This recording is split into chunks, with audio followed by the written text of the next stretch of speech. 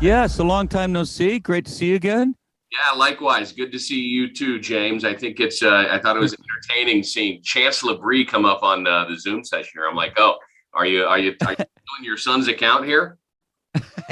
No, actually, I'm on mine, but I just went, Chance, what's going on? Because usually I'll just push the link and it opens it up, and it just kept flipping me back to this other window, and I'm like, Chance, you're right there. Come here. It's like, oh, hang on a second. Let's just. So you got me through it. Where are we right now? Is this your home studio? Yeah. Oh, very cool. So this is where like I recorded all my vocals, and then you go into another room, and then Chance has his drum set up there. And yeah, this is the vocal booths back there. And so I did all the Beautiful Shade of Gray right here. Wow. Yeah. Very cool. Looks awesome, man. Great to see you. Now you guys just got done with this European tour on June the 1st or so. How in the heck did you find the time to work on, both Dream Theater stuff and also a fourth solo record, James? That's crazy, man. So you probably heard the story. Like I ran into Paul Logue, who's the chap that the Scottish chap that I wrote this entire album with, and I had done Eden's Curse right back in 2011 on No Holy Man. Yeah, and so we just have to serendipitous meeting, but there's a reason for everything. I think. I don't know. Maybe I'm wrong. I don't know. Who cares? Am I right? Am I wrong? No, I think you're right for sure. Right. And so, at that point I said, hey, there's this ugly freaking virus. Supposedly it's going to rear its ugly head. So if that happens, you want to get together. And he was like, let's do it. We've been talking about it for a decade, And I said, well, I'm thinking acoustic, and I want to go the acoustic. I want to challenge myself. I want to do something different. I want to be experimental. He's like, I'm completely behind you 100%. Let's do it.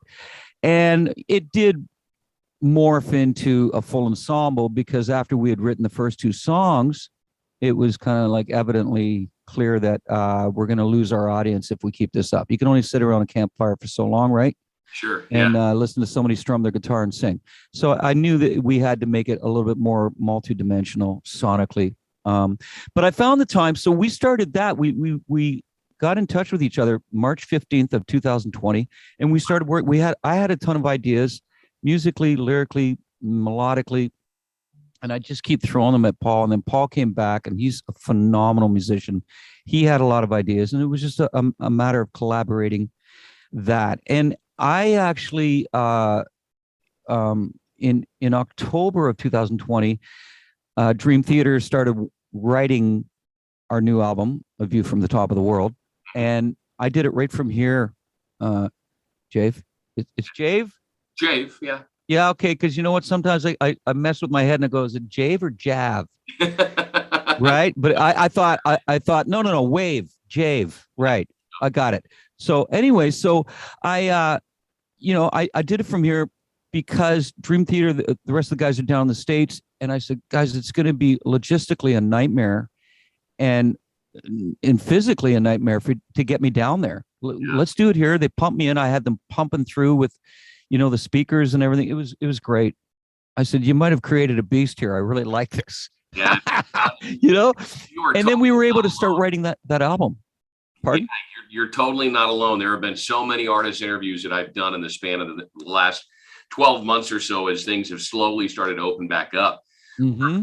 Putting out a new record, and I'm like, well, you really didn't have a chance to all get together in the studio, and so many people are just swapping stems here and there, or going via ISDN or some other form of technology to have this thing all come together. The album Beautiful Shade of Gray. Now, I've had philosophical discussions with a lot of people over the span of the last many years. I know that's you. I had lunch with you. I know all about you. Yeah. I appreciate that. I'll take it as a compliment. Oh, it is a compliment. Trust me. Yeah, you are an intellect, my friend.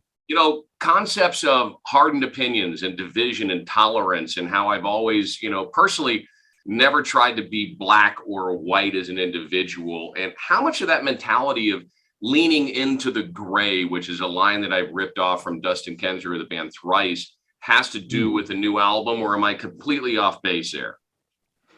Well, no, you're not. I mean, the thing is with me, with that title, Beautiful Shade of Gray, it's the human condition.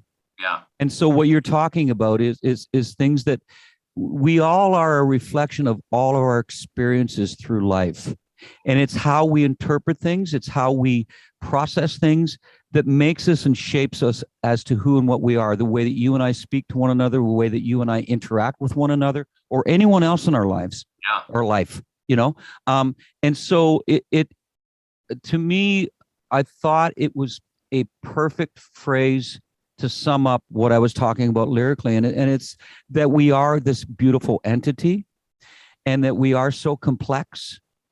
And the gray being that, yes, you know, there is a lot of moments of ambiguity throughout our life, but at the same time, the gray also metaphorically speaks of the sadness that we all carry around with us. Mm-hmm. And we all do have this in our very core, and it's a sadness. And I think it stems from the fact that, you know, I don't know when it happened with you, Jave, but I think I was around 8 or 9, and all of a sudden I was with a bunch of cousins, all uncles, aunts, and all that. And it just hit me for whatever reason that day that, oh my God, these people won't be around forever.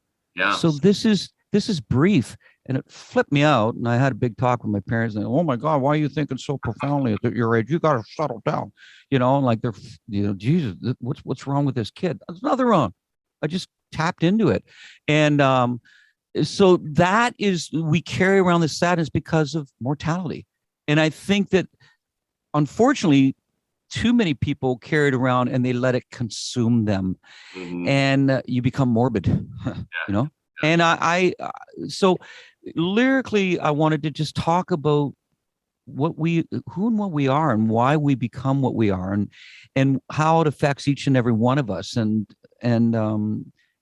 just really kind of explain it in my own way, that we are this beautiful, complex, sentient entity, you know, and it's incredible. It really is incredible. And to me, as I've gotten older, Jave, I've said to myself, just embrace everything that's going on around you. Don't take anything for granted. I mean, I don't know how these, you know, whoever's listening to this right now, you're probably going, holy shit, James. But no, seriously, I'm not like, listen, you've had lunch with me, Jave. I'm easygoing, man. I'm down to earth. I'm like, hey, just respect one another and be cool to one another. Yeah. You know, and it's a great life. I had that experience. You at 8, mine was about 15. And then again at about 24, 25, when I was divorcing my ex-wife for the first time, and thought Mm-hmm. like, oh my God, I'm having I called it my quarter life crisis. And got really, you know, I got kind of in a dark zone there for a bit. When the album Awake came out, that was on constant repeat in the background. And I'm listening to some of the messages and the lyrics that you were talking about there, and really made me think. And I think at the end of the day, I had to become empowered by the fact that, hey, man, our weekends are numbered. Literally, we only have so many Saturdays in a lifetime. That's so let's enjoy it all right here. Now, you can't be reckless with that. You can't go off the grid and go, you know, rock star in it and abuse your body, but you have to really enjoy and try and be in the moment, knowing that, you know, it could be your last. And if you have things that you want to do, you know, you were talking about in your track by track video about your brother passing away, and how they thought they had all this time and the family, and eventually, we're going to retire and then enjoy our time one-on-one. Well, exactly. And how many people do you know that how many people do you know that are in the same situation? Exactly. They thought that they had all this time in front of them, and, you know, go off into the sunset, and it's just going to be us, you know, and we can grow old together. Guess what? Not in the cards. And it's very, very unfortunate. And it's reality. It's so, like I'm saying, like you're saying, just take every moment and freaking cherish it. We don't know what awaits. Nobody has the definitive answer. I don't care who you are on this planet. Hey, listen, you want to believe something, you want to be a part of something. Hey, I'm 100% behind you. And if that makes you feel connected and it makes you feel wonderful, then you should do it. Do it. We all need to find something that makes us feel connected and makes us feel bigger than what we actually are. Absolutely. And to me, it didn't come until I had to live at least 4 decades before I started seeing things that way. Because like you just said, you went into a dark spot. Trust me, Jave, I went into a dark freaking tunnel. and it was long. Mm-hmm. And finally saw the light. Yeah. With the help of my wife and all that other stuff and some good friends. And, you know, we all can easily become prey to that. So anyways, hey, you're a great guy. You're in a great spot. I'm in a great spot. Yeah. But it takes a lot to get there. Right. And it's not that we're not going to face more challenges along the way. Of course we are. Yeah. That's just being a human being. Yeah. Anyway, so let's bring it back to center. Sure. Marco, some really excellent lead guitar work on this record. Mm-hmm. And you've got your boy Chance playing on the album. How cool was it to have that come together with your son jumping in and playing drums on the album? And was it just completely organic, or was it because the lack of, hey, we can't get such and such drummer, my boy's got a kit set up right back here, what do you think about jamming in on stuff? Or have you and your son always played together, just hanging out at home? Yeah, well, I mean, yeah, we're always talking music. He's always showing me stuff. I'm showing him stuff for sure. Yeah. You know, and we're big music buffs. There's no doubt about it. But no, actually, it was Paul Logue who said, I want to work with your son. He suggested it. He says, I love your son's band, Falset. Yeah. I think he's an amazing drummer. He's very musical. I've heard him speak in interviews, and he's extremely knowledgeable. And I think that he'd be perfect for this. And I said, well, better coming from you, Paul, because if I said it, it's like I'm forcing the card, you know, like, it's forced. Come on, Dad, really? Yeah, exactly. Right. So Paul asked him, and Chance was like, I'm in. And it was so cool because, you know, all I had to say to him is I said, because of the type of album that we're creating, I want you to listen to John Bonham. Yeah. I want you to listen to Larry Mullen from U2. Mm-hmm. And he was like, I already know those players, you know, and I have listened to them, and I think they're brilliant at what they do. And it's because of them that the music hits you like it does rhythmically. And I said, exactly. So I said, you don't have to be superfluous. You don't have to be this like incredible technician. I need you to be solid. I need you to really support these songs for what they are calling for, and nothing more, nothing less. And he was on it. He actually became co-producer because he also sat down with us in the arrangements. Hey, let's trim some fat here, guys. No, where are you going? And he kind of kept us thinking about it all the way through. And he was such an integral piece. Everybody was. I mean, Christian Polkinen on keyboards was essential to bringing the atmospheric feeling in the album, and playing, you know, the Hammond and the organ and the piano and all that. And it just enriched these songs tremendously. And to have Marcos Foley, like you said, what a phenomenal guitar player. And I love the guy. I've been working with him since 2004. You know, he came into my life. And then you have Paul, who's just an incredible human being, for one thing. Just wow, man, he's opened my eyes to just being cool. And he's just so talented. It was so effortless for us to go through the motion of creating what became this album musically, and just the ideas flowing back and forth, and it was incredible. And once again, Jave, we had to do this. You know, he lives in Scotland, just outside of Glasgow, and here I am in the vicinity of Toronto, Canada. So it was beautiful. Thank God for technology. Yeah, no doubt. And being able to make that happen. So listen, James, that begs the $1 million question. And I know Dream Theater has got to always take the front seat, at least I would imagine. But any chance you guys would do a limited run of solo shows with the studio lineup of musicians in what remains of 2022? No. So thank you for asking that question. Definitely. So what's happening is there's a promoter, a reputable promoter in Europe that work with, and what they want to do is they want to take this out live. We're going to do 2 or 3 weeks of select dates starting in the UK, going throughout Europe as far as we can. Mm-hmm. And they want me to actually play in cathedrals and small castles. Wow. And they want it to be something very intimate, about 1,000 people a night. Yeah. Make it a very exclusive event. And yes, acoustic with all these players. And I might even bring in some other musicians that would be, you know, just make it a little bit more rounded. Yeah. I know a lot of musicians that have beautiful voices, and they could be singing all these backgrounds that I was doing and do a tremendous job doing. So, and then I wanted to, there's promoters over here in the North America that are excited about that, but they're telling me to, James, we still have the COVID hangover. Can we Yeah. just think about this for 23? Don't think about it now. We're just overwhelmed and things are, a shit show is what I was told. Yeah. I hear So anyways, yes, Jave. So that's in the works and I can't wait. I'm really excited. I really want to bring this out. And the fans the same way. They're very, very excited. They want to see this live. Yeah. And sure. it'd be I think a very memorable evening for sure. I'm taking my wife for our 25th wedding anniversary. We just booked it yesterday to Spain for a 12-day tour. Oh man, any place in Spain that you say, man, you got to check this place out. I don't know if you've had any downtime or just I wish I had more downtime. Yeah. There's well, you definitely want to go to Madrid. Yeah, we're gonna be there. Barcelona. Mm-hmm. You want to go to, is it Balboa that I really loved.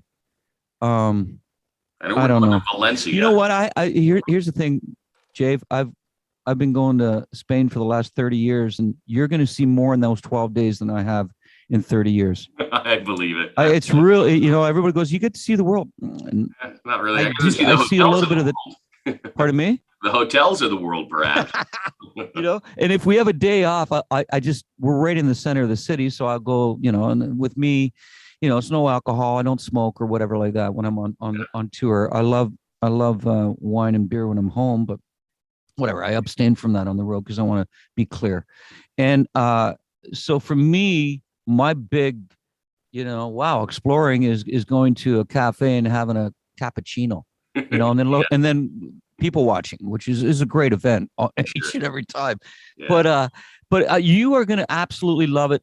The people are beautiful. They are so hospitable. The food and the drink is incredible, and you're not going to want to leave. You're not going to want to leave. I'm so glad you're doing that. Oh my God, get excited because it's going to be amazing. For sure. So let's go to the first single, "Devil and Drag." It obviously is a banger, and it almost refers to an individual that appears one way on the outside, but is completely different on the inside, or maybe they've grown into something different because circumstances, they become bitter, whatever else. Without naming names, I'm curious, is this written about a particular individual or is it purely fiction? It's purely fiction. Okay. But it's basically about a person that started out with morals and ethics and was brought up in a good family. Yeah. And then greed, selfishness started to seep into its makeup and became narcissistic.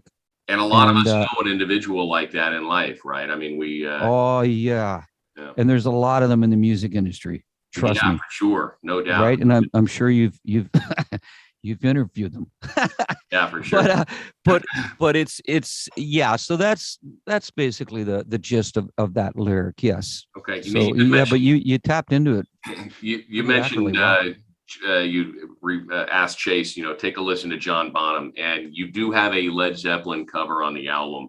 I've got a buddy here in the building. I was playing it pretty loud in my office the other day.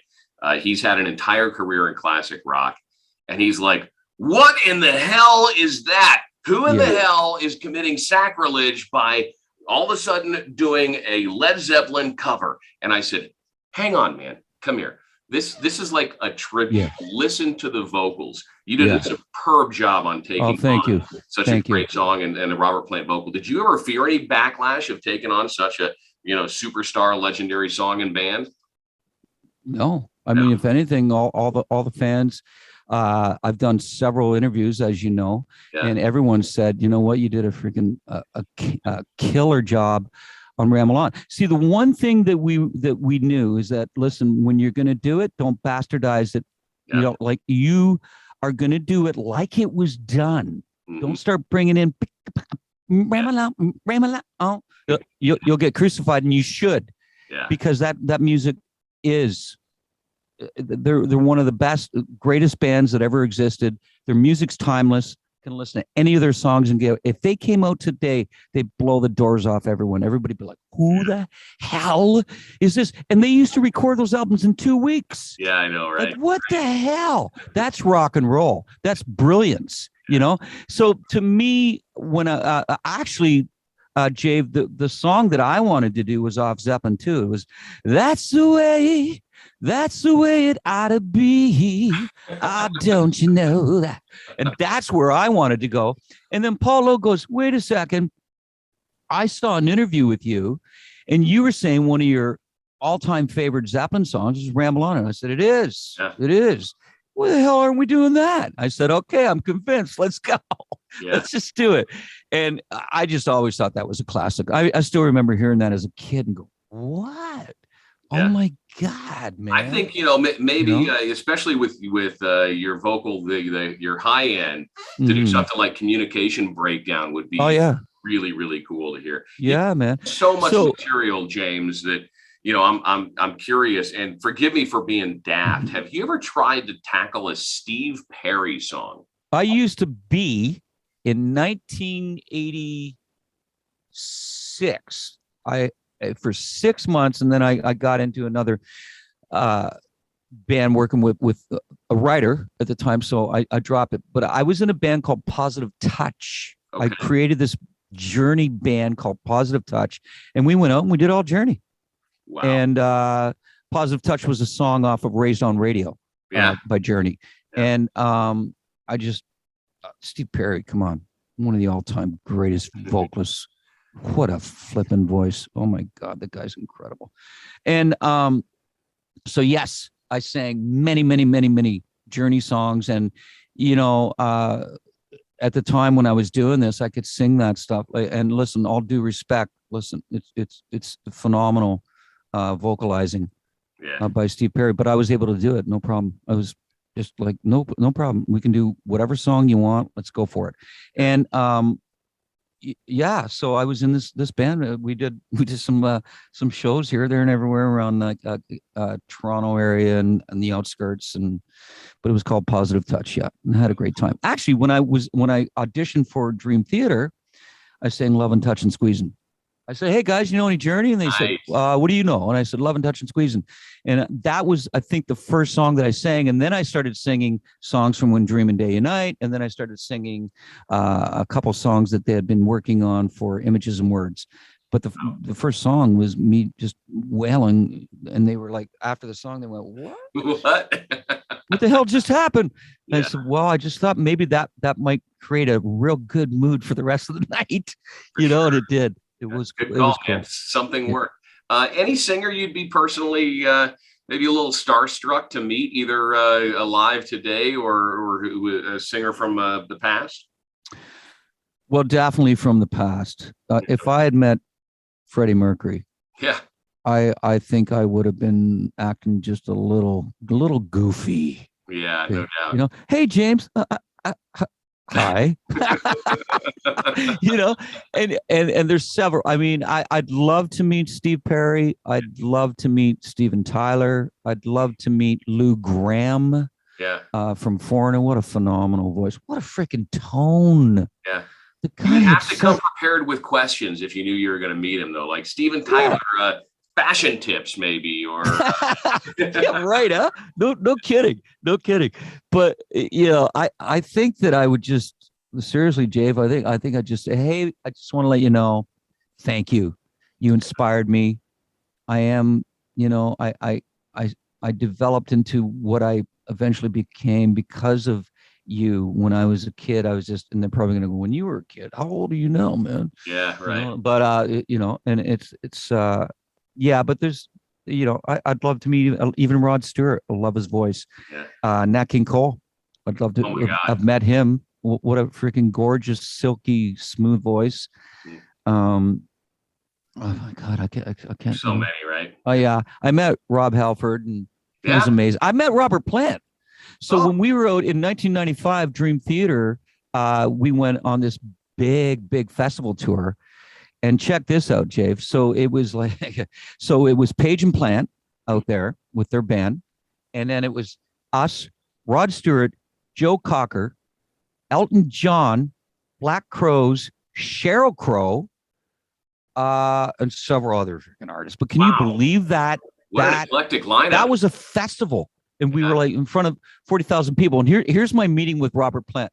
So, like I told you earlier, I don't smoke. Yeah. I have the odd cigar. I've been a cigar aficionado since 1992. Okay. But I don't every day or anything like that. So every so often I treat myself to that. But I don't drink. So I was in this after we had performed, we were in this great big tent, and there was a bar set up. It was just for like the artists. So I'm in there and I'm sitting there, and I'm drinking a soda water. Okay. And this guy comes up beside me. I didn't even look. He says, "Hi, mate. Do you have a cigarette?" And I said, "No." I look over and it's Robert Plant. I go, "Oh man, hey, how you doing?" He goes, "Yeah, you guys have been out with us." Yeah. And I said, "Yeah." He goes, "Well, good, man. Good stuff. Good stuff." He says, "And you're smart. You don't smoke." I said, "Well, thank you." Hello. I was just talking to Robert Plant. And he was such a cool guy. He was so flipping cool. Yeah. So, that was also great for me to meet somebody like an idol and just say, wow, he's a cool dude. What a cool dude. And he's very smart, Jay. I don't know if I'm going to assume that you probably had the pleasure of speaking with him, but I've never spoken with Robert. He's one. Okay. Well, you should. I've met Elton and most of the others you've spoken. Okay. Yeah. Well, I'll tell you, Robert is so well-spoken, knowledgeable, not only in music, but in so many ways. He's just global. Great guy. Great guy. Oh, man. Well, James, thank you so much for taking some time out of your day here, dude. It's always great to catch up with you. And same. And I hope that the random holiday texts aren't bothersome. And oh man, are you kidding? I want you to stay in touch with me because when I'm back out in your neck of your woods, I hope that we can hook up again and for sure, and continue this relationship for sure, man. Absolutely. Thanks for all the great music over the years. Beautiful Shade of Gray. It's available right now wherever you steal music. And please be safe out there. And okay, man. Hope to see you back in Reno soon, man. Okay. Okay. Thanks, Jave. All right. Take care, bud. See you later. All right. Bye-bye.